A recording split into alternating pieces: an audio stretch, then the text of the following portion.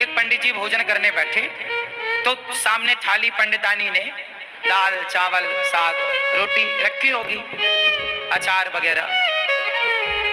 पंडित जी भोजन करने बैठे कि तभी कोई द्वार पे भिक्षुक आ गया। भिक्षाम देही, हे भैया मैं बड़ा भूखा हूं, कुछ भोजन मिल जाए। पंडित जी भोजन करने बैठे हैं, सामने थाली है और द्वार पे कोई भूखा आ गया। पंडित जी ने सा सम्मान बुलाया, आओ आओ आओ भैया आओ। आसन लगाई और भोजन अपनी वाली थाली पंडित जी ने उन्हें दे दिया। और पंडितानी जी ने जो भोजन बनाया था वो जरा सा ही था, क्योंकि घर में कुछ था नहीं, जितना था उसने बनाया। थोड़ी सी दाल थी, आज दाल बनी, साग थी, चावल जो था भिक्षा में उसे मिला। ब्राह्मण थे, भिक्षा मांग कर लाते और जो मिलता खाते। तो आज उनका भोजन जरा कम था, पंडितानी के लिए जरा सा अंदर था। अब वो अतिथि आए और बैठे और वो पंडित जी की थाली में बैठ गए और वो बढ़िया खाए। पंडित जी अंदर गए, पंडितानी से कहा कि थोड़ा और दो रोटी। तो उसने बोला कि बस ये आखिरी 2 रोटी बची हैं।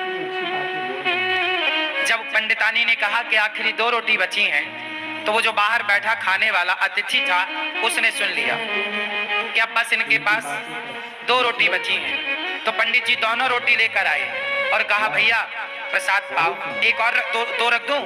उसने कहा नहीं नहीं अब नहीं चाहिए। वो भी समझदार कि अब बेचारे ये क्या खाएंगे, तो मना कर दिया। पंडित जी ने कहा ना, आप हमारे अतिथि हैं, आप पेट भर के खाओ।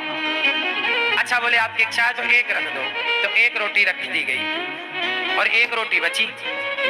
अब वो अतिथि तो बढ़िया दाल चावल सब्जी रोटी खाकर 5 रोटी खाकर खुश था। पंडित जी की थाली में पंडितानी जी ने 4 रोटी रखी थी फर्स्ट में, 5 रोटी एक और मिल गई। 5 रोटी खा के उसका बढ़िया पेट भर गया, वो चला गया। अब दोनों पंडित पंडितानी बचे तो पूरे बर्तन ला के बाहर रखे और थाली लगाई 2। अब 2 थाली लगी हैं, पीछे की बची हुई जरा सी साग। अब आप जानते हैं दाल बची तो क्या बची होगी, जरा कटोरी आधी कटोरी। अब उस समय दोनों लोगों ने थाली अपनी पंडित पंडितानी ने तैयार करी और रोटी थी 1, तो आधी रोटी पंडित जी ने रखा, आधी रोटी पंडितानी जी ने रखी। और चावल जरा सा रहा होगा तो थोड़ा सा चावल आधा आधा उन्होंने रखा और उन्होंने प्रसाद पाया। अब ये सोचो कि आधी रोटी में क्या पेट भरता है, दिन भर से आदमी कुछ नहीं खाया, शाम को भी कुछ नहीं मिलना, एक ही बार खाना है और नाश्ता भी कुछ नहीं हुआ, आधी रोटी मिली। तो आधी रोटी खाई पंडित जी ने, जरा सा चावल पंडितानी जी ने खाए। अब पंडित जी ने जैसे भोजन किया आधी रोटी का और जरा से चावल का और खा के ना उन्होंने हाथ धुले। तो उनके हाथ का जो धुलने का पानी था वो पहले के लोग ना आंगन में बाहर जाके हाथ धुलते थे, थाली में हाथ धुलने की परंपरा नहीं थी। आज भी हम लोग थाली में हाथ नहीं धुलते, आप लोग खाते हो थाली में हाथ निचोड़ देते हो, ये गलत परंपरा है। हाथ कभी थाली में नहीं धुलना चाहिए।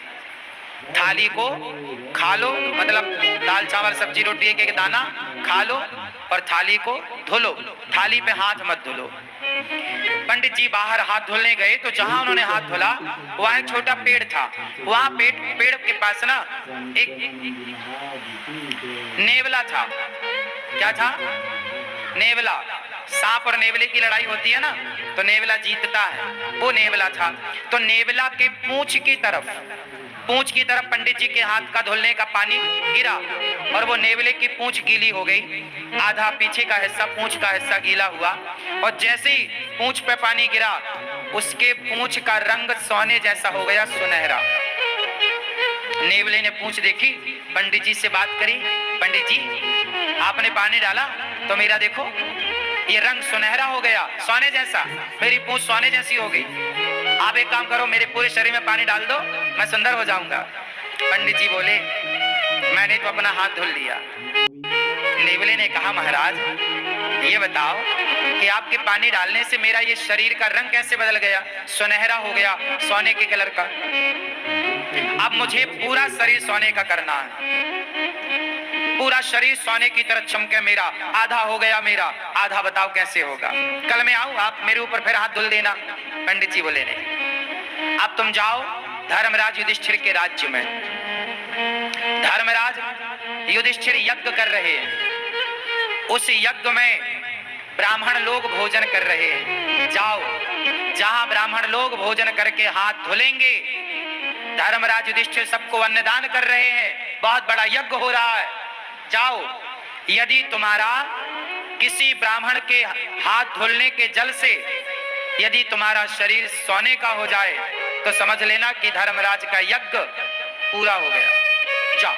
अब वो नेवला बड़ा खुश धर्मराज युधिष्ठिर के राज्य में पहुंचा और जहां सारे ब्राह्मण भोजन करते और पानी से हाथ धुलते, एक अलग जगह पर नेवला जाके वहीं बैठ गया। हजारों नहीं लाखों ब्राह्मणों ने हाथ धुले, हजारों नहीं लाखों लोगों ने प्रसाद पाया, लेकिन नेवले का रंग सुनहरा नहीं हुआ। अब जब सारे ब्राह्मण खाए, दक्षिणा ले लेके चले गए, तो धर्मराज युधिष्ठिर बोले, देखो, अर्जुन बोले कि देखो, अब राजाओं की एक सभा लगी। उस राजाओं की सभा में अर्जुन ने बोला, भीम भैया ने बोला, देखो, आज तक के इतिहास में इतना बड़ा अन्नदान जितना बड़ा धर्मराज युधिष्ठिर ने किया, जितना बड़ा यज्ञ युधिष्ठिर ने किया, आज तक किसी ने नहीं किया। इतना बड़ा यज्ञ किसी ने नहीं किया, इतना बड़ा अन्नदान किसी ने नहीं किया, इतना सारा सोना चांदी हीरा मोती दान दिया युधिष्ठिर जी ने। तब नेवला बोल पड़ा, नेवला, ए भीम चुप रह। नेवला बोला, भीम भैया चुप रहो, कोई यज्ञ यज्ञ नहीं हुआ यहाँ। यज्ञ तो एक ब्राह्मण के घर में हुआ था। कौन हो तुम? नेवले को बुलाया। भीम भैया ने पूछा, तुम कौन हो? नेवले ने कहा, भैया मैं तो नेवला हूं। तो तुम्हारा ये शरीर सुनहरे का कैसे है? सोने का रंग सुनहरा कैसा? नेवला ऐसा तो नहीं होता, तुम्हारे ये बाल सोने जैसे चमक रहे हैं कैसे? उसने कहा, महाराज यहाँ पास में एक गांव है, उस गांव में एक पंडित पंडितानी रहते हैं। पंडित जी ने हाथ धोया तो उनके हाथ धोने का जो पानी गिरा वो मेरे शरीर पे गिरा, तो मेरा शरीर सोने का हो गया आधा। और उन्होंने कहा कि युधिष्ठिर के यज्ञ में जाओ, यदि तुम्हारा पूरा शरीर सोने का हो जाए तो समझ लेना कि उनका यज्ञ पूरा हो गया। पर सुनो, तुम्हारा कोई यज्ञ पूरा नहीं हुआ, मैंने तो कब से बैठा गीला होता रहा, मेरा शरीर सोने का नहीं हुआ। और तुम कह रहे हो कि धर्मराज ने इतना बड़ा यज्ञ किया, इतना दान किया। वो पंडित जी ने जो हाथ धोले तो मेरा शरीर बदल गया, और तुम्हारे यहाँ तो इतने ब्राह्मण खाए, कुछ नहीं हुआ। भगवान श्री कृष्ण भी उस समय बैठे थे। भगवान कृष्ण मुस्कुरा रहे हैं मंद मंद। अर्जुन गए, हे श्याम सुंदर, ये आप ही जानो ये नेवला कौन, ये क्या कह रहा है, आप बताओ कि यज्ञ पूरा हुआ कि नहीं। अब सब में ये कौतूहल हो गया ना कि भाई धर्मराज ने इतना पैसा खर्च किया पर इनका तो यज्ञ पूरा हुआ ही नहीं। नेवला कह रहा है कि जब तक पूरा शरीर सोने का नहीं होगा यज्ञ पूरा नहीं माना जाएगा। अब श्री कृष्ण से जब कहा गया तब भगवान श्री कृष्ण ने कहा कि सुनो, अभी आपका यज्ञ पूरा नहीं हुआ, इसलिए इसका शरीर सोने का नहीं हुआ। हो जाएगा पूरा तो इसका शरीर निश्चित सोने का होगा। अर्जुन ने कहा कि हे प्रभु, मेरे भाई ने युधिष्ठिर जी ने जितना बड़ा यज्ञ किया, आज तक इतना बड़ा यज्ञ किसी ने नहीं किया। जब किसी ने नहीं किया तो इसका आधा शरीर सोने का कैसे हुआ? भाई इतना बड़ा यज्ञ तो किसी ने नहीं किया, और ये इसका शरीर पूरा सोने का यज्ञ में होगा, तो आधा शरीर जो इसका सोने का हुआ वो कैसे हुआ, मैं ये जानना चाहता हूं। तब भगवान कृष्ण बोले, नेवला तू ही बता। तब नेवले ने बताया कि महाराज, मैं वहां गया, पंडित जी भोजन करने बैठे थे, कोई अतिथि आया तो अपनी थाली खिसकाई और आधी रोटी खाई और संतोषजनक भाव से उन्होंने अतिथि को भोजन कराया, और जितना मिला ईश्वर का धन्यवाद देकर बिना शिकायत के और प्रसन्न चित्त से दोनों पति पत्नी आनंद से थे। उन ब्राह्मण का, संतोषी ब्राह्मण, भक्त ब्राह्मण, वो भक्त था, संतोषी था। उस संतोषी और उस भक्त का हाथ का जब धौमन मेरे शरीर पर पड़ा तो मेरा शरीर आधा सोने का हो गया।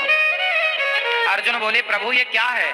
भगवान बोले, अर्जुन तुम्हारे भाई ने करोड़ों रुपए खर्च करके जो यज्ञ किया, करोड़ों रुपए खर्च करके उस यज्ञ से तुम्हारे भाई को जितना पुण्य नहीं मिला, उससे ज्यादा पुण्य उस ब्राह्मण को एक भूखे को भोजन कराने से मिल गया। क्यों?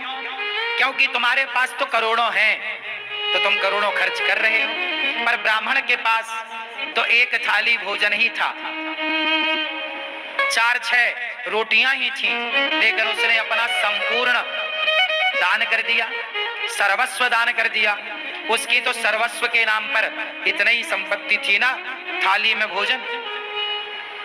अर्जुन बोले, अब ये बताओ इसका शरीर कैसे सोने का होगा? बोले, आपके राज्य में कोई भूखा है, जाओ पहले खोज करो। खोज किया तो पता लगा कि जंगल में एक महात्मा भूखे बैठे हैं। धर्मराज का यज्ञ सब ब्राह्मण भोजन कर लिए, पर एक ने नहीं किया, तो अभी यज्ञ पूरा नहीं हुआ। उस महात्मा को बुलाया गया, निवेदन किया गया, और जब वो आए और उन्हें भोजन कराया गया, और जब उन्होंने हाथ धुले तो उनके हाथ का धौमन इसके शरीर पे जाकर पड़ा, तो इसका पूरा शरीर सोने का हो गया, एक सा हो गया, पीछे से आगे तक सुनहरा हो गया पूरा। इसके बाल बिल्कुल सोने की तरह चमकने लग गए। घंटा बंधा था, टन टन टन टन करके बजने लग गया। युधिष्ठिर, आपका यज्ञ संपन्न हुआ। यज्ञ कब पूरा हुआ? जब भोजन कराया। कोई भी यज्ञ कर लो साहब, जब तक अन्नदान नहीं करोगे वो यज्ञ पूरा नहीं होगा। इसलिए सबसे बड़ा यज्ञ अन्न। दोस्तों, आप लोगों से आग्रह है कि आप मुझे पूरा सपोर्ट करें, ताकि मैं सद्गुरुओं के प्रवचन को, सद्गुरुओं के सुविचारों को, उपायों को, टोटका को, पूजा पाठ के विधि को भारत के सनातन धर्म के जन जन तक पहुंचा सकूं।